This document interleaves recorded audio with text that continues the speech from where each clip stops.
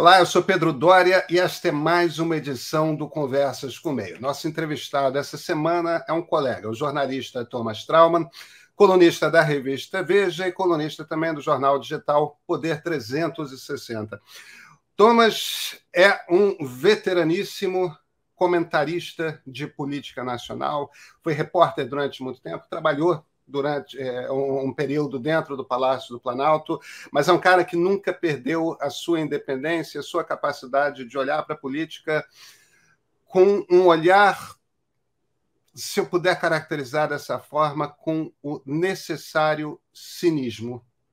Não no sentido de achar que tudo é terrível, mas no sentido de não se encantar a ponto de se enganar. Ele comenta que muita gente tem falado que tem achado ele muito pessimista. Essa evidentemente, não é uma campanha presidencial comum. Essa é provavelmente a campanha presidencial mais importante da história da nova República. A democracia está em jogo, os riscos são muito grandes, e esses riscos exigem que a oposição, não só a candidatura líder, que é a candidatura do ex-presidente Lula, mas a oposição no geral. Isso inclui as candidaturas de centro, isso inclui a candidatura que está ali mais à centro-esquerda ou à esquerda, que é a candidatura do Ciro Gomes. Precisam ser um pouco mais realistas, precisam entender um pouco melhor o que está em jogo, e tem algumas peças aí fora de lugar. Em grande parte, minha conversa com o Thomas foi sobre isso. Quais são as peças que estão fora do lugar? O que está acontecendo com as Forças Armadas brasileiras? Que Forças Armadas são essas? O que está acontecendo com o Congresso Nacional? Será que o Centrão compreende que, perante um governo autoritário, ele não tem tanto poder assim? As várias candidaturas de oposição, os eleitores de oposição, o que eles estão vendo, como é que eles... E aí? Vai ter golpe? Thomas Traumann responde.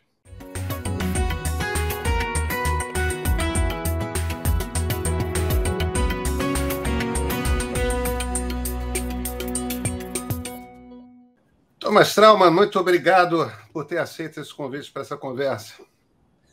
Pedro, sempre é um prazer falar com você. Thomas, na lata e talvez um pouco de surpresa, me dá alguma razão para ser otimista a respeito de 2022?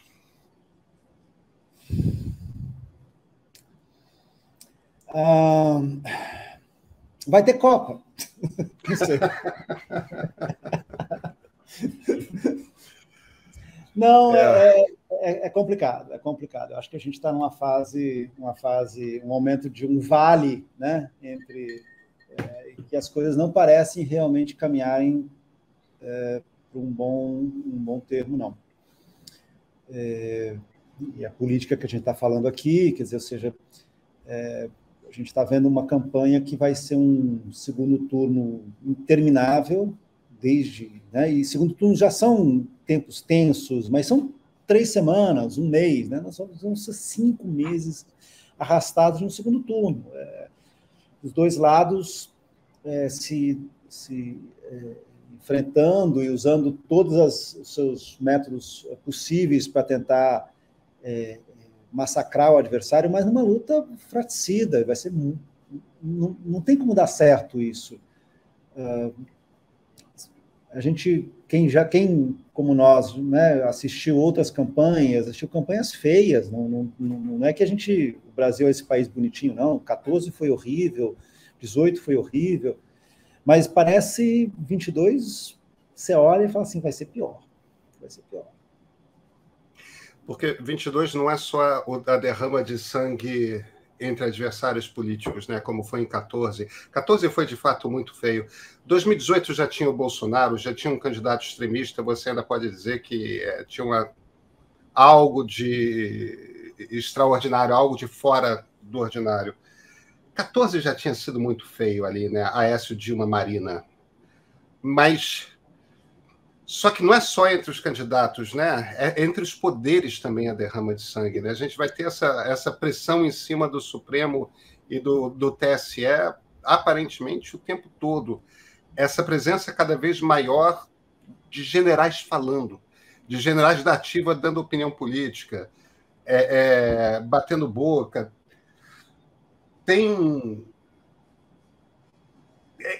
É que isso escapa mais à normalidade do que qualquer outra coisa, sabe, Thomas? Quão exagerado você acha que é falar em golpe de Estado? Eu tenho falado muito nisso. Eu não acho exagerado. Eu não sei se é o golpe de Estado tradicional que a gente conhece, quartéis na rua, mas eu acho que nós estamos vivendo a possibilidade de um 6 de janeiro, ela não está descartada de jeito nenhum. Eu acho assim, a reportagem que mais me chocou nos últimos tempos, e olha que eu leio muito assim como você, e a gente se choca com pouca coisa, né? Mas a coluna da Miriam Leitão de domingo. Porque a coluna da Miriam de domingo, ela mostra a troca de correspondências entre o general Eber, que foi indicado pelo antigo ministro da Defesa e provável candidato a vice na chapa do Bolsonaro, o general Braga Neto, para o TSE dos questionamentos do Exército sobre a segurança das urnas. E o que ele está basicamente perguntando? Ele não está perguntando sobre a segurança das urnas, ele está perguntando quais são as condições dadas que podem provocar uma anulação da eleição. É isso que ele está querendo saber. Ele não está questionando, de fato, qual é a segurança que as urnas têm de que elas não vão ser violadas. Ele está falando assim, mas e se acontecer isso? Se acontecer, daí anula? Ele, no fundo, ele está querendo saber qual é a justificativa de segurança de dados que possa dar os elementos para uma contestação jurídica para a eleição. Isso é muito grave, Pedro. Isso é muito grave. Porque nós estamos falando assim, de algo que essa correspondência de fevereiro ou março, isso mostra uma predisposição, e não é uma predisposição de um advogado da campanha do Bolsonaro, é de um general da ativa, que é o chefe do Departamento de Guerra Cibernética do Exército, cuja preocupação maior é entender quais são as condições de segurança de TI que possam permitir uma contestação judicial. Não tem, assim, não falar da possibilidade de algum tipo de golpe, desculpa a ingenuidade. Não vou dizer que vai ter, só estou dizendo que nós não podemos fingir que isso não está acontecendo. A gente tem uma... A gente estabeleceu, pós-ditadura militar, uma relação diferente com as nossas Forças Armadas. É claro que a gente teve uma lei de anistia, que foi uma lei de anistia, em essência, costurada pelo Golbery, pelo Geisel, para beneficiá-los. Eles eram homens particularmente inteligentes, com uma acuidade política muito grande. Eles perceberam que eles estavam entrando no declínio do regime, ainda na metade do regime, né? Lá para 74, 75. E vamos agora costurar como é que vai ser a anistia, porque se for lá na frente, não somos nós que vamos ditar os termos. Aí mandaram a turma voltar, começaram a soltar preso político, aquelas coisas todas, mas, em essência, deram anistia, que é uma anistia para eles, né? Porque você está anistiando o quê de quem foi preso ilegalmente? Né? Você está anistiando o quê de quem sofreu tortura, sofreu prisões, perdeu direito a habeas corpus, mas dentro de um regime de exceção, a anistia não é para quem estava do outro lado, a anistia era. Não estou de maneira alguma sugerindo que não tinha gente querendo dar golpe de Estado comunista, fazer revolução comunista do outro lado, porque é evidente que tinha. Mas eles fizeram uma coisa que não aconteceu no Chile, que não aconteceu na Argentina. Nossos vizinhos foram atrás e puseram a justiça em cima dos seus ditadores. Nós não fizemos isso. Nós fizemos um pacto com as nossas Forças Armadas, que E houve, por parte dos fundadores da Nova República, essa convicção, né? Tudo bem, deixa morrer. Não vamos mais tocar nisso. Foi um erro, Thomas? Eu temo ser anacrônico, sabe? Eu temo que, obviamente, pelos olhos de 2022, você vai dizer que foi, mas as condições, a correlação de força, vamos lá, em 85, quando o Sarney assume devendo o cargo dele ao general Leônidas Pires. Vamos ser honestos, o general Leônidas Pires é o que a turma da linha dura do Exército fala, o jurisconsulto, né? Porque ele falou, não, quem tem que assumir é o Sarney, quando o Tancredo é internado, e não o Ulisses, ou seja, cria ali uma lógica, a chapa já estava empossada, como é que o Sarney iria fazer alguma coisa contra os militares? E depois foi uma coisa assim, bem, 5 anos, teve aí, obviamente, teve alguns episódios, um deles, aliás, aconteceu envolvendo um certo capitão do Exército do Rio de Janeiro. Teve pequenos episódios de tentativa de motim, de rebelião, mas os militares voltaram para a caserna e ninguém achou que era um momento de rever isso. Era aquela coisa, um assunto, era um esqueleto armado. Era um esqueleto armado. E que aí os políticos acharam, bem, a vida que segue, né? Vamos em frente e temos outras questões a fazer, o Brasil tem um futuro, vamos parar de... É uma postura de tipo, vamos parar de fingir, de pensar no que aconteceu e vamos pensar no futuro. Tudo bem. Visto pelos olhos de hoje, nós não tivemos essa coisa muito bem resolvida, né? Tudo bem, eu não quero que você seja anacrônico, não, e é evidente que o risco está dado, né, de você pensar em 30 anos atrás com o olhar de hoje. Mas o fato é que FH, Lula, Dilma, todos poderiam ter, em algum momento, entrado... Vem cá, como é que que história do Brasil os oficiais em formação aprendem? O que se fala na Escola Superior de Guerra? Que visão de mundo? Como é que os nossos oficiais superiores são formados? Porque eu presto muita atenção em tudo quanto é entrevista que o general dá, com exceção do Santos Cruz, Thomas. Todos os generais que a gente ouve falando em on, e um ou outro com quem eu já conversei em off, não parecem compreender como é que funciona uma democracia e qual é o lugar das Forças Armadas numa democracia. Generais.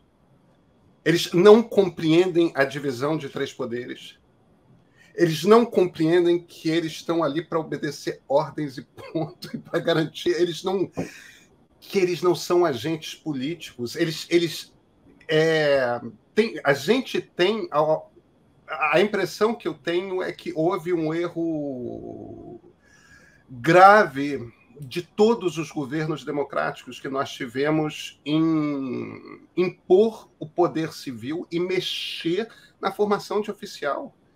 Entendeu? Eles têm que aprender a história do Brasil direito. Eles não podem continuar aprendendo a história do Brasil como se a gente continuasse sob a ameaça de uma revolução comunista, meu Deus do céu. Esses caras acreditam nisso. Eu não estou nem chegando em pontos, coisas assim do tipo, olha, vamos combinar que 64 foi um golpe? Vocês sabem disso? Entendeu? O conceito de golpe de Estado não é um conceito complexo. Existe uma Constituição, vocês romperam para... Não tem muita dificuldade. E, de alguma forma, deu-se, me parece, uma independência às Forças Armadas que alimentou um pouco esse monstro, sabe? A gente cometeu um erro sério. O Brasil, coletivamente, cometeu um erro sério. Não. E é muito interessante você pensar que as coisas... Por exemplo, quando se criou o Ministério da Defesa, a intenção era justamente essa, deixar claro, os ministros... só para o nosso jovem espectador saber... até 1993, existia o ministro do Exército, o ministro da Marinha, o ministro da Aeronáutica e o ministro do Estado-Maior das Forças Armadas. São 4 ministérios militares, além do gabinete militar. 5. E às vezes tinha mais um, que era o SNI, que era também um ministério, mas isso, ok, isso eu não vou pensar nele. Mas só para deixar claro que quando se criou o Ministério da Defesa, a ideia justamente era essa, que o poder civil ficaria claro para o comando das Forças Armadas de que eles obedeciam ao poder civil a partir até do próprio ministro da Defesa, que deveria, então, ser um civil. Tentou-se ali, o primeiro-ministro durou 3 meses, Elcio Álvares, senador do Espírito Santo, envolvido indiretamente num escândalo sobre matadores lá no Espírito Santo. E depois ficou ali se tentando arranjar alguém, né? Uma pessoa que conseguisse se obedecer. Isso aconteceu de novo também. O Lula também teve um ministro que também durou poucos meses, que foi fritado pelos próprios militares, até finalmente ter o Jobim, que foi o ministro que, vamos dizer, aspas, deu certo. Ficou pelo menos 4 anos, eu acho, todo o segundo governo Lula, e que, enfim, a caserna obedecia, e isso havia uma ideia de que, ok, havia um projeto, aí criou-se aí um projeto de defesa nacional, lançaram livros, a ideia de fazer o submarino nuclear, a ideia de fazer a compra dos novos caças FX para a aeronáutica, a própria presença do exército brasileiro comandando as forças da ONU no Haiti. Havia uma ideia de que se criaria umas forças armadas modernas, que elas ajudariam a formar uma grande indústria nacional de defesa. Só que a gente vê hoje que aquilo era tudo casca do ovo, né? Era uma casca, mas no fundo isso era como se os governos, eles estavam ali alimentando o monstro, sabe? Assim, alimentavam o leão, estavam dando ali uns bifes para o leão ficar comendo os bifes, não comia o governo. Quando faltou dinheiro, o leão foi lá e comeu o seu dono, né? Porque ele não tinha sido adestrado, né? Ele só estava alimentado pelos projetos de gastos do governo, mas ele não tinha sido adestrado de que ele tinha que obedecer ao poder civil. Vamos falar um pouco de política? Eu queria começar, antes da gente entrar nas 2 candidaturas líderes, né, Lula e Bolsonaro, eu queria começar um pouco pelo Centrão, porque esse é um dos meus espantos nessa situação toda. Veja, não é que eu tenha expectativa de um comportamento ético republicano do presidente da Câmara, Arthur Lira, por exemplo. Eu entendo que o Arthur Lira é um líder ali de centrão mesmo, que o objetivo dele é ter controle sobre a maior quantidade possível de dinheiro do orçamento e, em troca disso, dar algum tipo de suporte parlamentar para o presidente da República. O centrão sempre funcionou meio que dessa maneira, o que os americanos chamam de pork barrel, né? É o toma lá da cá, tal, faz parte do jogo político, é feito no Brasil de uma forma mais torta do que o habitual, os espaços para desvio de dinheiro para enriquecimento ilícito são muitos, mas bem ou mal não é algo que a gente não veja e não compreenda na política. Agora, meu espanto é o seguinte: se a gente estivesse falando de um governo normal, eu entendia o jogo do Centrão. Se por um acaso há um rompimento de regime em algum momento, e o Bolsonaro fala disso o tempo todo, e a única coisa que o Bolsonaro conseguiu impor ao Centrão, aparentemente, é que ele vai continuar com o general como vice-presidente, não tem político do Centrão na vice. Então, mas em ditadura não tem Congresso. Em ditadura tem ditador. Tem um problema ali na maneira como... Tem um ponto cego, ou você acha que eles estão no controle de alguma forma, ou você acha que existe algum tipo de reação? Como é que você lê essa situação? Porque às vezes eu tenho a impressão que eles não estão entendendo o risco completo do que está... A minha impressão, e a impressão, é que eles acreditam... Vamos lá, eu concordo plenamente com você. O Centrão, ele é mais forte quanto mais fraco for o presidente. né? É direto. Então, o Centrão não pode ter um presidente forte. Ponto 2 o Centrão, quando que o Centrão tornou-se tão poderoso quanto agora? E provavelmente o Arthur Lira é o presidente da Câmara mais poderoso desde o Ulisses. Mas como ele conseguiu isso? Ele conseguiu isso a partir do fracasso das manifestações de setembro do ano passado, né? Quando o Bolsonaro fracassou as manifestações do dia 7 de setembro, ele ficou temeroso de cair, e ele entregou a Casa Civil para o Ciro Nogueira e, né, deixou. E aí o governo virou um governo quase, aspas, normal, né? Passou 5 meses em que o Bolsonaro não falou mais de urna eletrônica, etc. Fez, lógico, as suas coisas, não vou. Mas foi um governo mais ou menos normal nos últimos 5 meses, né? Até falou bem da vacina outro dia. Né? Olha que concessão, né? As pessoas, que concessão, ele falando bem da vacina. Né? Conseguimos moderar o Bolsonaro, ele não falou que a vacina torna as pessoas jacarés. Mas então, o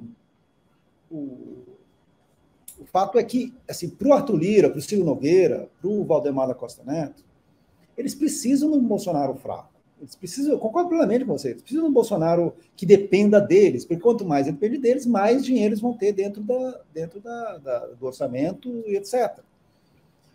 Eu acho que há um certo otimismo da parte deles de que é possível você ter, ao mesmo tempo, um Bolsonaro que tenha mais poder no Supremo e menos poder no Congresso. Eu acho que não funciona, eu concordo com você, mas me parece que essa é a lógica deles. A lógica deles se o Bolsonaro caçar 2 ministros do Supremo, que eu acho uma coisa muito provável que aconteça no segundo mandato, ou aumentar o número de cadeiras no Supremo, outra coisa que eu acho muito provável que aconteça no segundo mandato, tudo bem, eles também nos incomodam bastante, não é algo que eles... Mas é aquela ideia de que achar que isso não vai... que uma vez resolvido o Supremo, ele não vai olhar para o Congresso da mesma forma. Eu não sei. Eu acho que é um certo, no mínimo, um otimismo deles de achar que é possível conviver com um meio autoritário, né? Que o autoritarismo do Bolsonaro teria limites. E vamos sublinhar uma coisa aí. Eu concordo com a possibilidade e a probabilidade dos cenários que você desenhou, mas se a gente está falando de um segundo mandato de Jair Bolsonaro, em que ele ou aumenta o número de cadeiras no Supremo, ou caça a cadeira, ou faz o impeachment de 2 ministros do Supremo, a gente está aí já abertamente no território Hugo Chávez, a gente está abertamente no território Viktor Orbán, né?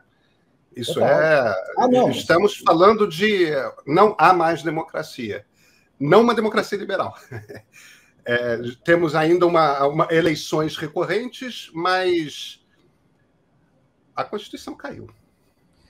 Mas, Pedro, um segundo, assim, se a gente for fazer um cenário sobre o que seria um segundo governo Bolsonaro vencer as eleições com mais votos do que os seus adversários, vamos partir desse pressuposto, que é possível, eu acho que aí é ingenuidade achar que ele vai, que depois de tudo que ele fez, a partir daí ele vai voltar e entrar dentro das regras do jogo. Daí é que ele explode as regras do jogo. E contra o Supremo, me parece assim, primeiro, contra o Supremo, contra caçar a emissora de TV como a TV Globo, aí ele vai para essa linha. Isso me parece que ele ganha um respaldo popular para avançar mais. E aí me parece, assim, claro, Supremo e Globo me parecem os 2 alvos mais evidentes. Pode ter outros, mas esses 2...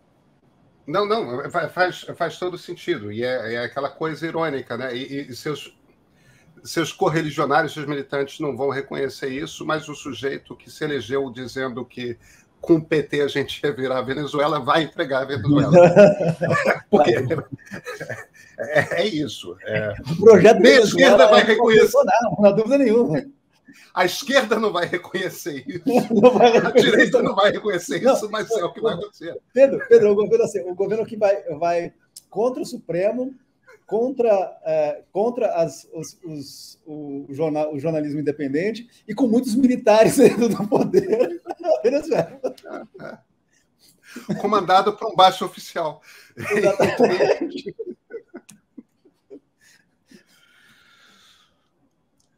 Luiz Inácio Lula da Silva. Chorar, né? Não, eu sei disso. Eu acho que está todo mundo entendendo isso. É uma defesa para não entrar em pânico, até porque não dá para entrar em pânico, a gente ainda tem 6 meses pela frente e tem que escrever e denunciar para ver se alguém ouve. Luiz Inácio Lula da Silva. Lance ousado, do ponto de vista político, uma solução bastante tradicional, mas dentro do PT, certamente um lance ousado.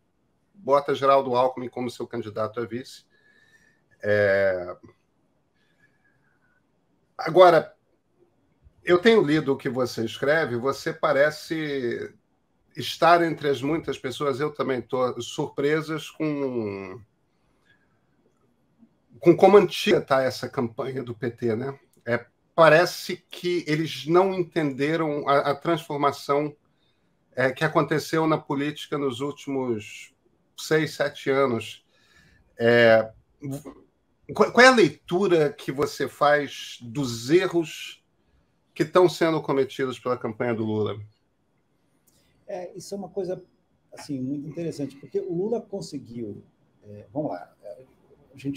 o Brasil é tão intenso que a gente esquece que o Lula, um ano atrás, ele não tinha direitos políticos. É só um ano. Então, em um ano, o Lula sai do sujeito que não tem direitos políticos para uma primeira pesquisa com 20%, que ninguém muito levou a sério, porque, afinal de contas, era mesmo recall, por um cara que ia ganhar no primeiro turno no virada do ano. Todas as pesquisas da virada do ano davam Lula vencendo no primeiro turno. Todas. Não importa o método que você tinha. E aí o Lula fez esse lance que foi um lance, eu aplaudo pra caramba, um lance de trazer um antigo adversário, não um qualquer antigo adversário, um adversário com o qual ele não se dava bem. A relação, campanha de 2006, os dois ficaram ali estremecidos e tal. Embora tenha sido uma campanha que foi uma campanha bastante simbolizada, adversários que se respeitavam. Havia um distanciamento, mas ok, assim, não, imagina, eu só estou dizendo que não foi uma, né? Mas não eram pessoas que se falavam, enfim, o Alckmin não era da mesma turma, né? Eu acho que essa é uma questão importante, né? O Lula traz, o Alckmin entende a importância do Alckmin e, de repente, assim, parecia que estava dado. Né? A terceira via não sai do lugar e tal, estava dado. Né? A coisa toda, o Lula, que na verdade é a terceira via, o Lula está atrás. E aí, eu acho que tem duas coisas. Um que você falou, eu acho que o PT não está afiado. É como se o PT, ou as pessoas que estão hoje na campanha do Lula, faz muito tempo que eles não fazem campanha. Então, é como se eles não estivessem assim, prontos. Assim, algumas frases que o Lula tem dito nessas últimas semanas são tão improvisadas que é como se nós dois aqui conversando, a gente estivesse batendo papo. Eu não sou candidato, você não é candidato, a gente pode fazer isso. O candidato a presidente não pode. Ele não pode, numa conversa que não tinha absolutamente nada a ver, ele pega e fala, mas o aborto é uma questão de política pública. Eu concordo plenamente, tá? Mas, dito isso, essa frase só pode ser dita para um candidato a presidente se no momento seguinte ele já tira na carteira e fala, então, aqui eu tenho um plano, babá, e logo depois o meu cara do setor de saúde vai falar. Daí, ok, tem uma coisa. Não, foi uma frase do nada. Falar, vou demitir 8 mil militares, uma frase do nada. é falta de entender que agora todos os holofotes estão em cima dele. É pior do que ser presidente. O presidente já foi, é ser candidato. Faz tempo que não passava por esse escrutínio. Não estava acostumado. E com uma equipe, que é uma equipe muito pequena, mas não é o problema do tamanho, é uma equipe que concorda com o que o Lula falar. Uma equipe que esteve com o Lula no momento mais dramático da vida do Lula. Ela esteve ali na chuva, no momento que estava, sabe, frio em Curitiba em julho, estava lá ainda na prisão e tal. E aqui eu não vou entrar no mérito da solidariedade, a relação de lealdade, que é óbvio, importante que o líder tenha com seus liderados. Mas não necessariamente o fato de eles serem fiéis significa que eles são competentes para tocarem uma campanha, entendeu? Então você tem coisas... assim, vamos lá, semana passada você teve a saída do ex-ministro Franklin Martins da comunicação da campanha. Eu não vou nem entrar na questão do Franklin sim ou Franklin não, só estou dizendo que aquilo aconteceu não é porque a campanha estava cometendo erros, aquilo aconteceu porque dentro do PT as pessoas já estão disputando os cargos de quem vai estar onde no Palácio Planalto no ano que vem. Aquilo é salto alto.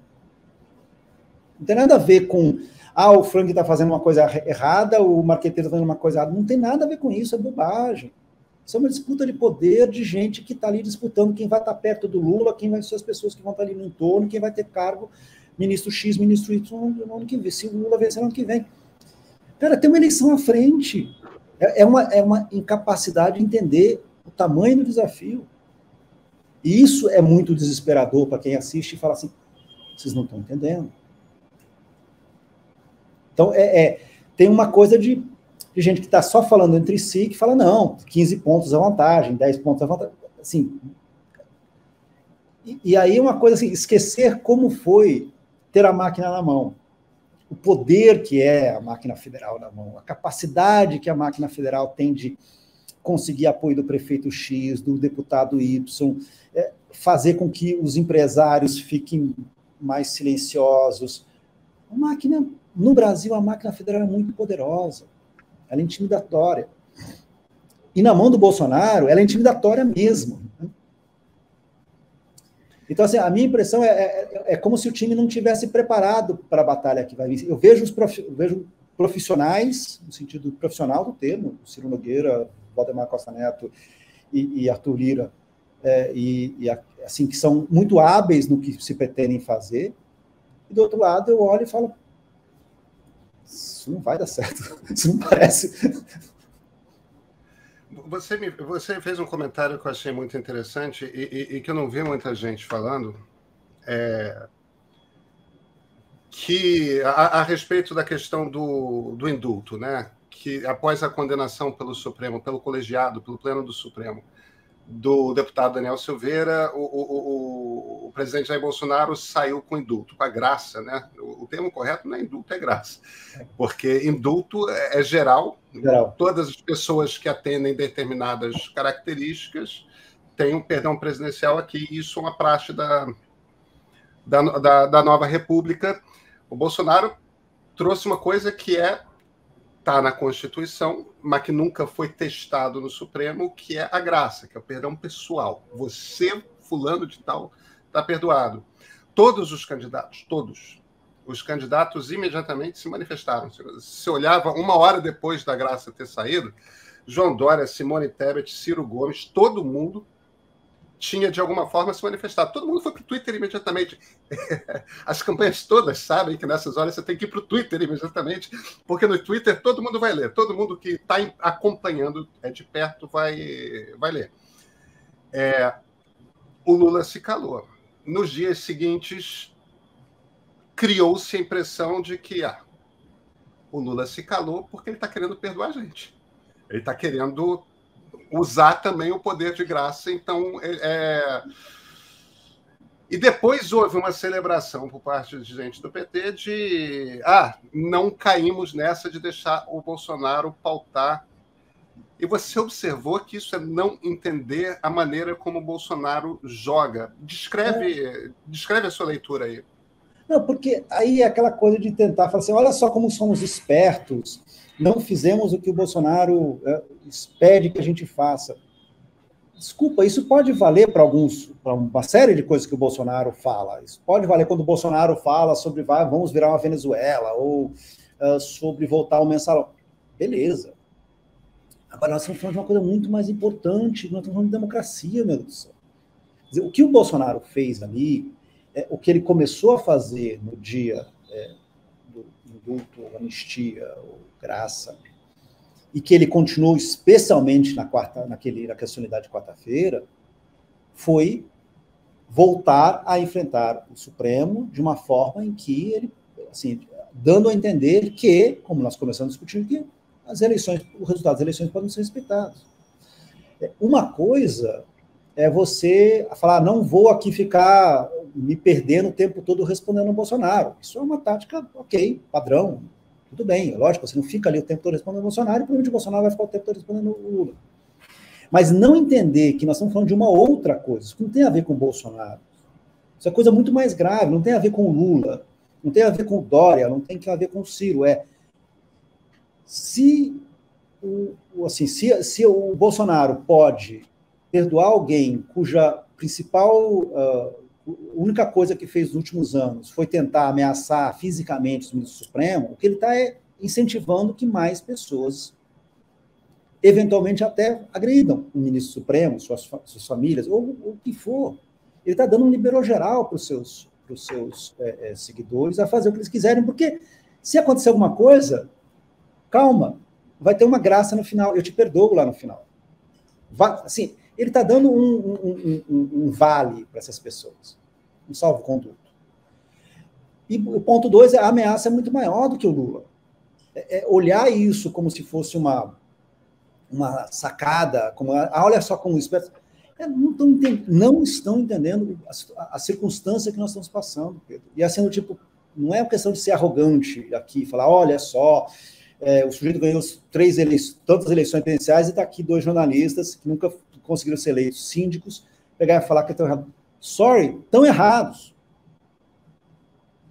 Estão errados porque não vai ganhar uma eleição se for com esse tipo de procedimento. Então, sorry. É um pouco angustiante você olhar e falar assim, que não é desse jeito que você enfrenta o Bolsonaro. O Bolsonaro não é um candidato normal. Não é como se ele estivesse enfrentando um tucano. Não é enfrentar o Serra, enfrentar o Fernando Henrique, enfrentar o Collor mesmo. Enfrentar o Collor já foi uma coisa complexa para o Lula e a gente lembra como aconteceu. Agora, o Bolsonaro é Collor vezes 10. Ele não está pronto para enfrentar o Collor vezes 10, hoje. Como é que você acha que vai ser a campanha do Bolsonaro? A gente vai ter, evidentemente, uma explosão de desinformação pelo meio digital que der, Telegram, WhatsApp, as redes todas. Você acha que Bolsonaro vai para debate de televisão? Como é que você acha que vai ser? O que você antevê nesse segundo semestre, hein? Eu acho que essa campanha, uma coisa que o Trump fez isso, aquela coisa de tipo, é uma campanha suja, é uma campanha no sentido de radical, no sentido de tentar fazer com que os dois lados pareçam radicais. Né?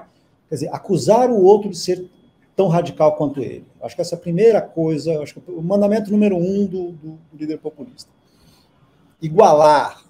Então, assim, do tipo, eu estou aqui defendendo isso porque o outro está defendendo. Eu estou fazendo isso? Tá bom, pode estar exagerado, mas o outro quer fazer aqui uma Venezuela ou o que quer que seja. Quer dizer, tentar igualá-los. E nisso, tentar fazer, eu sou extremista? Pode ser, mas o outro é extremista do outro lado. Acho que essa é a principal tática que a campanha Bolsonaro vai tentar fazer. Circunscrever a candidatura do Lula como uma candidatura radical. E aí tentar fazer com que, ou seja, isso seja via uma pauta feita o aborto, que com certeza vai retomar em função da decisão aí da Suprema Corte Americana. Eu acho que isso vai virar um tema aqui também, isso vai derramar para cá, seja via de volta a questão de educação nas escolas, que é outra questão que também eles vão herdar, vão pegar ali nos Estados Unidos toda a discussão sobre livros escolares, etc. Eu tenho certeza que isso é um know-how que eles vão trazer para a campanha, seja através da esquerdização e do medo do comunismo, enfim, mas vai ser o tempo todo. Vai ser o tempo todo. E aí tentar jogar o Lula como um radical igual a ele, só que do outro lado. Só que ele é um radical cristão que acredita em Deus, e aí a lógica... A luta do bem contra o mal, eu acho que assim, o Bolsonaro colocou muito claro, é a luta do bem contra o mal. Ele vai colocar essa campanha como uma campanha do bem contra o mal. E aí, quem está no meio, quando a gente faz na ciência política, você fica estudando as curvas, né? Até a história do eleitor mediano, né? Então, em tese, os dois candidatos de esquerda e de direita tentam capturar, vão para o centro numa eleição para capturar o eleitor mediano. Só que, ao invés de ser essa curva de Bell, o que o Bolsonaro quer fazer é como se fossem duas corcovas, né? Então, a corcova da direita contra a corcova da esquerda. E aí você faz o centro desaparecer.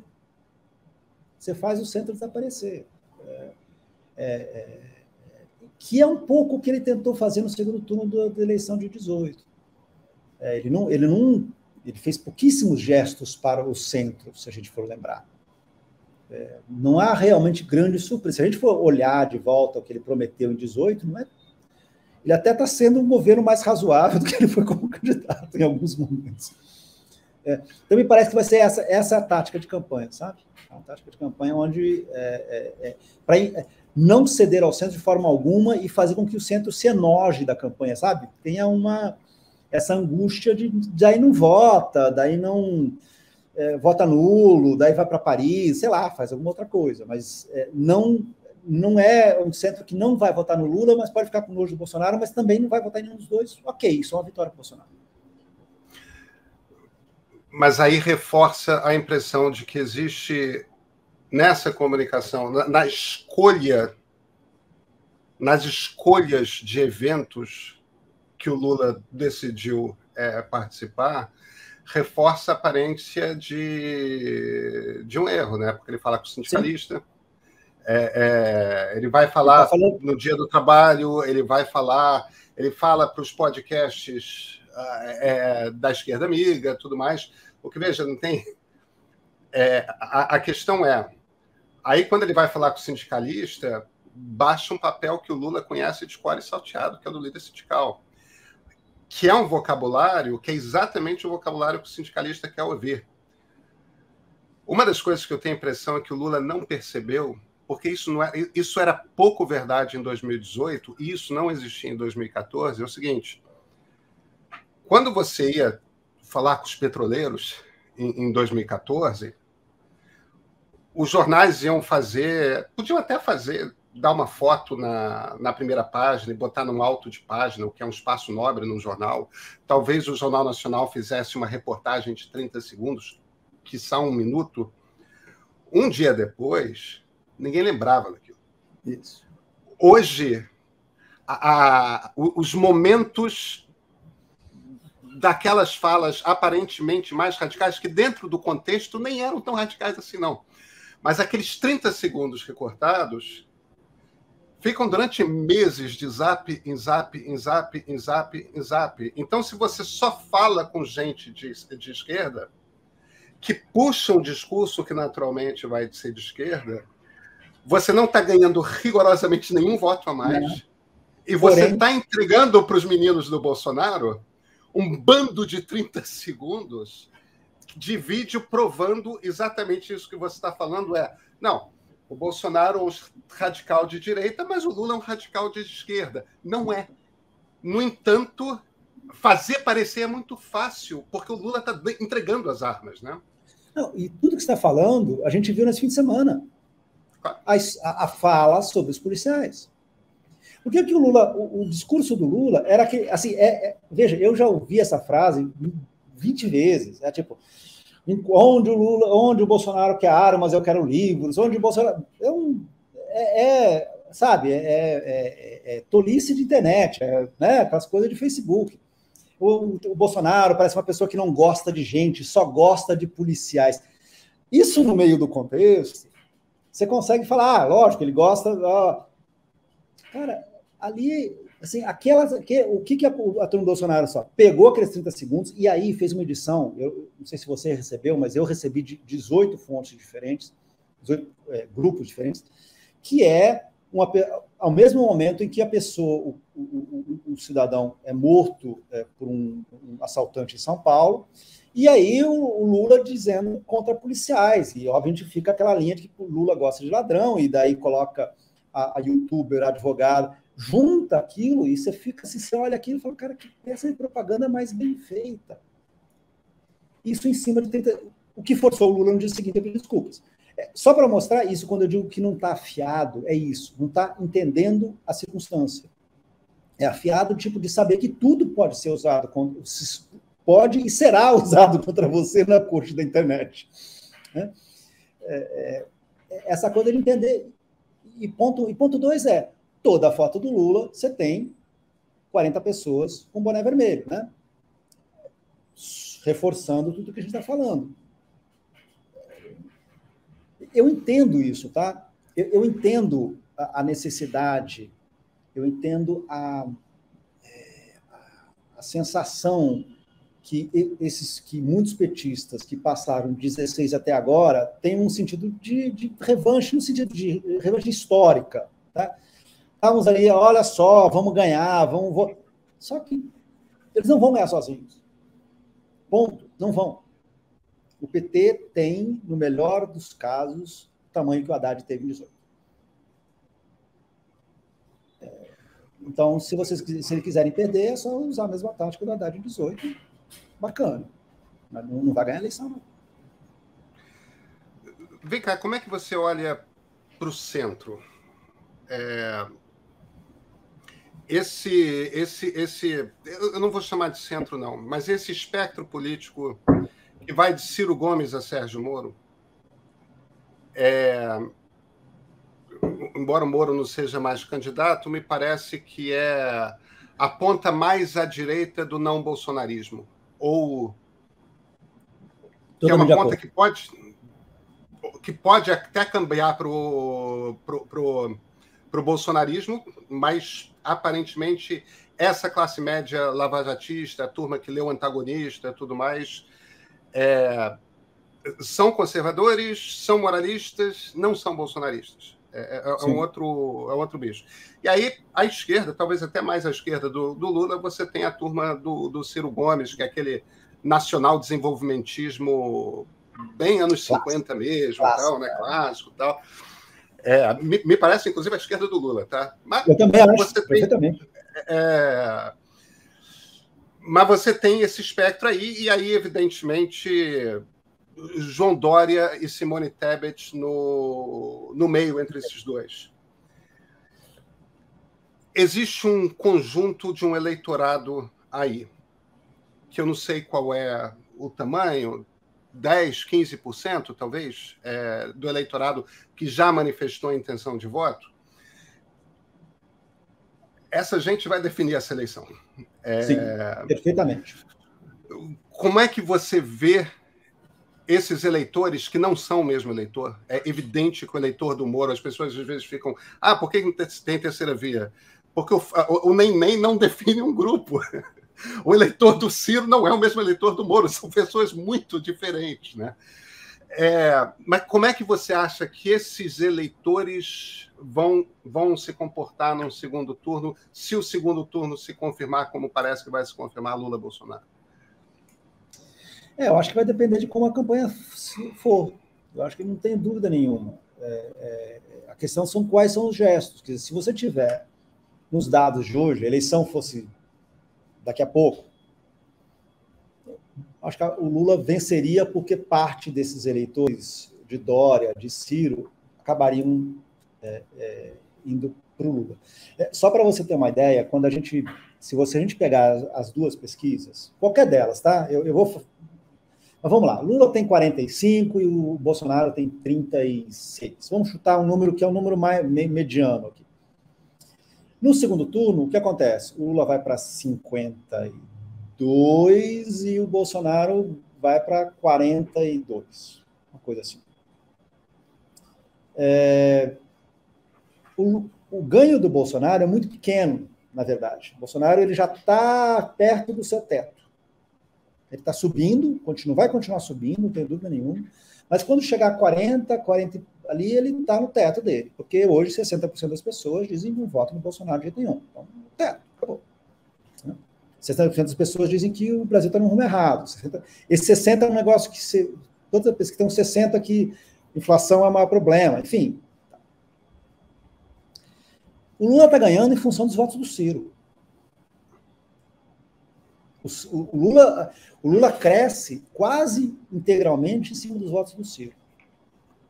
O que explica um pouco a tática do Lula de não responder ao Ciro de jeito nenhum. Mas ainda assim, sabe Deus se o Ciro não pega e manda todo mundo votar nulo, né? Porque se a campanha... Não, eu sei, mas o que eu quero dizer é que se a campanha for tão ruim, tão negativa como eu suponho que ela vai ser, esse eleitorado de 15% dos eleitores, que, né, com essa turma que você falou aí, que não é realmente nem Lula nem Bolsonaro, a tendência natural é que eles acabem decidindo, uma parte maior vai decidir entre um e outro, falar qual é o menos ruim. E uma parte vai falar, os dois são ruins iguais e pronto. É isso que eu temo muito isso. Quer dizer, eu acho que se não houver uma inflexão do Lula ao centro e não houver essa inflexão logo, e uma inflexão que não é simplesmente você ter um candidato a vice, você corre um risco realmente dessa turma toda pegar e falar, olha, eu me sinto alijado desse processo. Eu não quero isso. Porque vão ser 6 meses de campanha. Se fossem 3 meses, a pessoa fala, ok, tá bom, eu vou lá, voto num dos dois. Mas 6 meses só disso. É desgastante para qualquer um. Desgastante para nós que vivemos disso, pagamos nossos boletos em função disso. Eu imagino para as pessoas que têm que, no domingo, conversar com um tio que torce para um e o tio que torce para o outro. Não, é muito difícil mesmo. Então, Tomás, vamos voltar para o nosso 6 de janeiro. Qual o cenário? Vamos lá. Lula em primeiro, Bolsonaro em segundo no primeiro turno, com uns 10 pontos de diferença, o que parece razoável.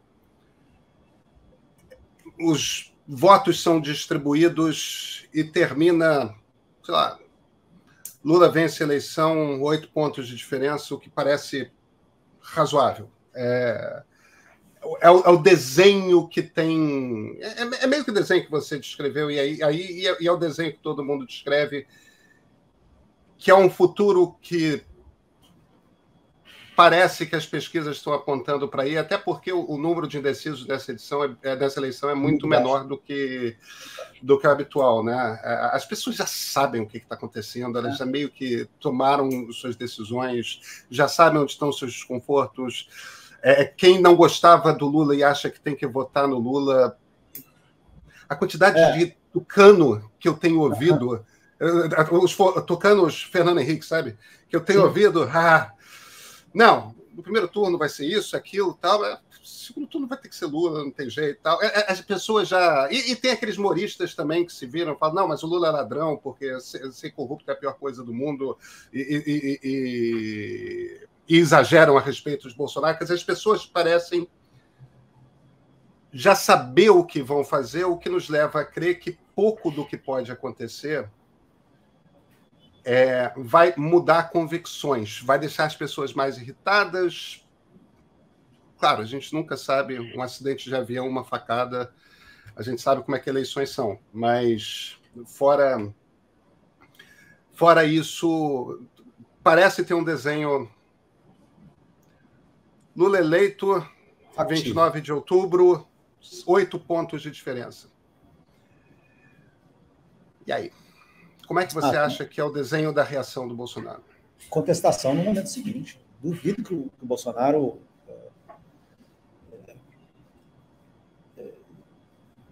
aceite o resultado. Isso, eu tenho zero de dúvida sobre isso.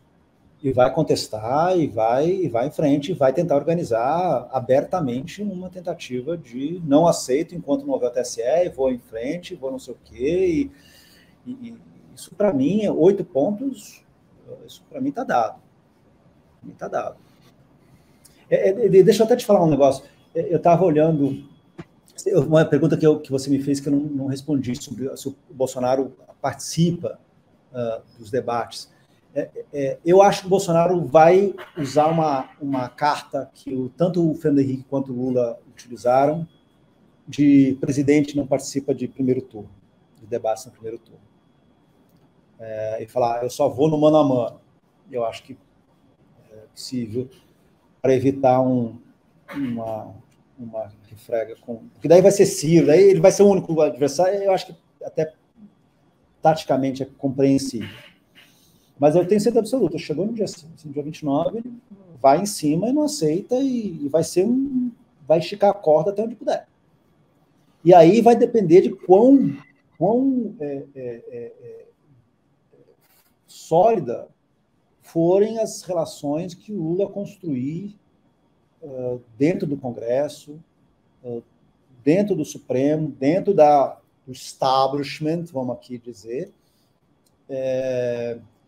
porque se não isso acontecer, se não for assim, porque se for por povo, o Bolsonaro, a gente já viu, o Bolsonaro consegue mobilizar muito mais gente nas ruas do que o Lula.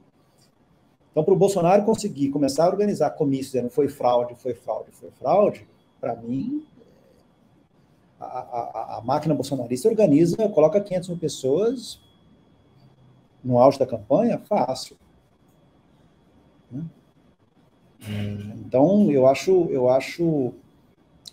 muito grave, e eu acho que essa é uma campanha que eu tenho muito medo para as figuras que não são nem da campanha do Lula, nem da campanha do Bolsonaro. Eu acho que jornalistas, empresas de pesquisa, pesquisadores na linha, até no pessoal, juízes eleitorais, mesários, cara, essas pessoas vão sofrer muito.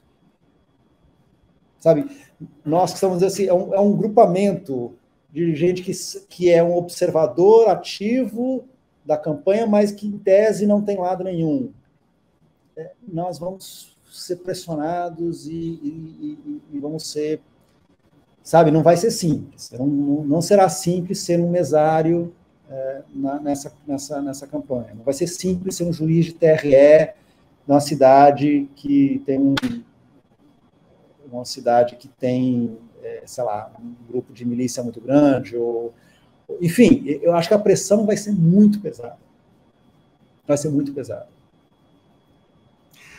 Agora o problema é que, de jornalista para jornalista, e a gente está nessa praia há algum tempo, essa é uma eleição que é diferente para a gente também, né, Thomas? Porque nós temos lado nessa eleição. E quando eu digo, eu não digo... Nas outras a gente não tinha. Talvez um pouquinho em 2018, mas nessa eleição não é que vai ter jornalista lulista, jornalista petista, não se trata disso. Agora, a imprensa existe dentro de uma democracia. Não há... a democracia é o nosso lado. E a partir do momento que existe um candidato que é uma ameaça concreta à democracia, a gente não pode fingir que... não existe uma isenção aí. Não, eu concordo com você, eu concordo plenamente com você. E eu acho que isso é fundamental entender. Porque um segundo governo Bolsonaro não será igual ao primeiro. Isso, para mim, é uma coisa que... Eu não digo isso por torcida, ou por... Eu não mate mensageiro, só estou dizendo assim, você olha o que foi o primeiro governo Bolsonaro, houve uma curva de aprendizado, e agora eles entenderam como funciona. Agora eles estão entendendo como mexe a maquininha, como que faz as coisas. Vai ser uma ditadura? Não, esquece, não é 64. É uma coisa muito mais uma democracia que vai se corroendo, que vai acontecendo o que está acontecendo hoje na Amazônia, que é um lugar virou uma terra sem lei completamente, onde o bolsonarismo comanda o que acontece nas terras indígenas, ou etc., de uma forma completamente, né, assim, infelizmente não temos mais recursos jornalísticos para descobrir o que está acontecendo lá, a gente só fica sabendo o que está acontecendo. Mas uma situação, assim, é isso, né, onde os ministérios não respondem, né, quer dizer, qualquer jornalista hoje que tenta conseguir apurar uma matéria, normalmente, o ministério não está nem aí, não responde, não quer saber, finge que não é com ele. Não tem menor lógica de tipo de prestação de contas, de dar a entender o que deve fazer. Não se lida com a opinião pública, lógico que a opinião pública mudou, a gente sabe disso, mas se lida com o respeito a instituições de uma forma que não é uma forma democrática. Bom, a gente tem um desafio gigantesco pela frente. Vamos então partir do princípio de que o melhor acontece. Já não estou nem mais falando do Lula, agora eu estou falando da pessoa não Bolsonaro que assume a presidência da República em 1º de janeiro. Bolsonaro pressiona, mas na hora H, o presidente do Congresso Nacional bate o martelo e fala, não, o TSE declarou o resultado está declarado, é essa pessoa. O TSE faz os julgamentos que tem que fazer. Há pressão popular, pode ter até algum quebra-quebra, alguma invasão de algum prédio público, talvez o Palácio do Supremo, mas, no fim das contas, por pior que seja, o Exército Brasileiro fica dentro do quartel? Talvez tenha uma quartelada PM ou outra, mas é uma crise de uma semana e passa. Temos um novo presidente, ou uma nova presidente, em 1º de janeiro de 2023.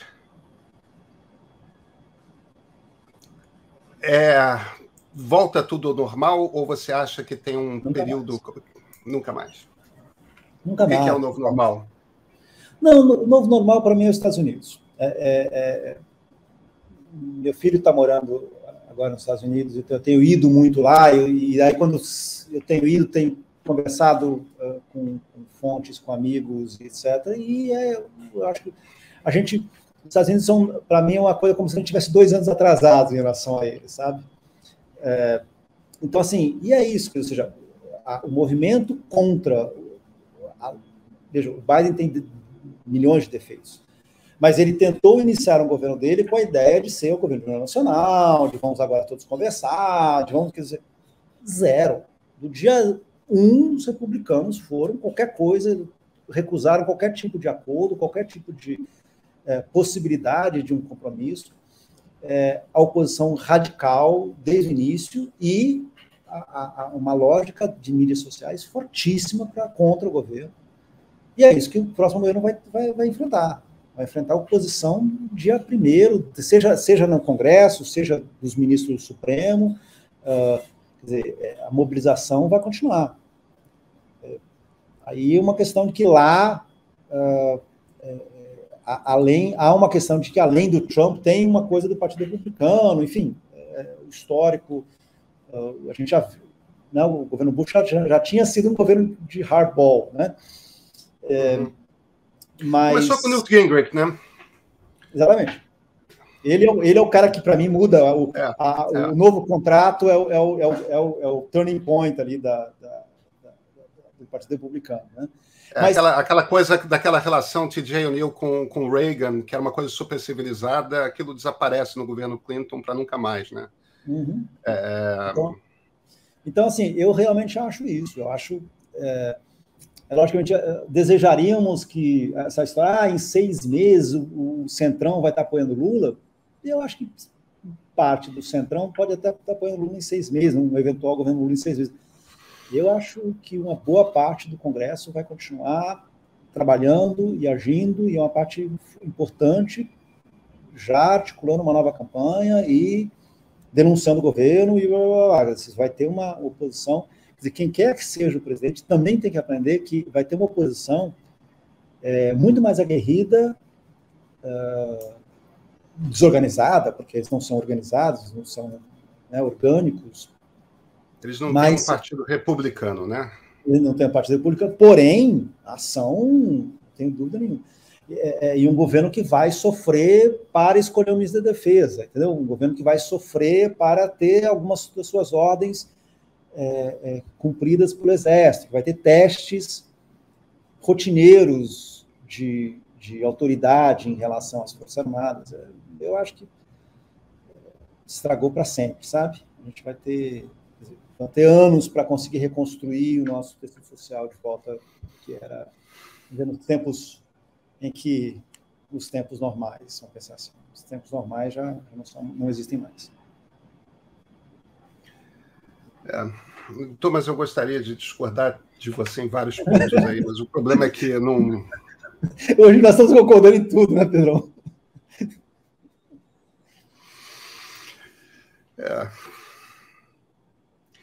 Você acha... A última pergunta.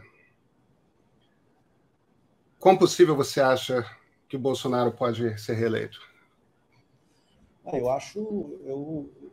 Foi engraçado que outro dia eu dei uma entrevista e eu falei, não, Lula está 60-40. E daí a entrevista demorou 2 semanas para sair, daí eu falei, putz, se você tivesse me lembrado, eu já teria mudado esse número. Aí eu acho que nós estamos uns 55-45 fácil, indo para baixo. Eu acho que vai ser uma eleição... Assim, 8 pontos que você deu aí, eu já estou feliz. Eu não acho que vai ser 8 pontos, não. Você sabe que outro dia eu estava conversando com uma pessoa próxima do Lula, do PT, e essa pessoa tinha acabado de descobrir a Eurasia, né? E estava por algum motivo, um relatório da Eurasia que dava 30% de chance de vitória do Bolsonaro, e essa pessoa estava muito feliz. O Bolsonaro só tem 30% de chance. Aí eu virei, vem cá. Você sabe que 30% de chances eram a chance de vitória do Trump em 2016, né? 2016, né? Tipo, 30% de chance de vitória é alto. Não, é alto. E a gente não pode esquecer que o Trump perdeu as eleições dos Estados Unidos, no voto popular não há dúvida nenhuma, 7 milhões de votos, mas no voto lá do colégio eleitoral, que eu sei que é um assunto que você domina muito. Mas, assim, foi em Wisconsin, Georgia e Arizona, nós estamos falando de uma bobagem. Mas foi uma bobagem, menos de 1% nesses 3 estados. E esses 3 estados não viraram o jogo. E o Wisconsin, que tradicionalmente, por ser um estado industrial, tradicionalmente vota em candidatos democratas, né? Exatamente. É o estado no qual a Hillary Clinton não botou o pé durante a campanha inteira. E foi 0,6. Sim, isso eu estou dizendo que achar assim não será fácil, não será simples, será uma eleição muito difícil, uma eleição ruim. Eu gostaria de dormir e acordar só em 1 de outubro. Não, porque vai ser uma eleição muito desgastante. Desgastante para as nossas relações familiares, para as nossas relações com os nossos vizinhos, para as relações com os taxistas, relações com os motoristas de Uber, com dentro do metrô. São relações... Vai ser um tema muito pesado. Muito pesado. Eu realmente espero que a oposição esteja à altura, ela compreenda, ela esteja à altura do desafio que ela tem. Porque não é vencer uma eleição. Não é disso que está se falando, sabe? Thomas Trauman, muito obrigado pela entrevista. Pedro, obrigado. Espero que eu volte mais otimista da próxima vez.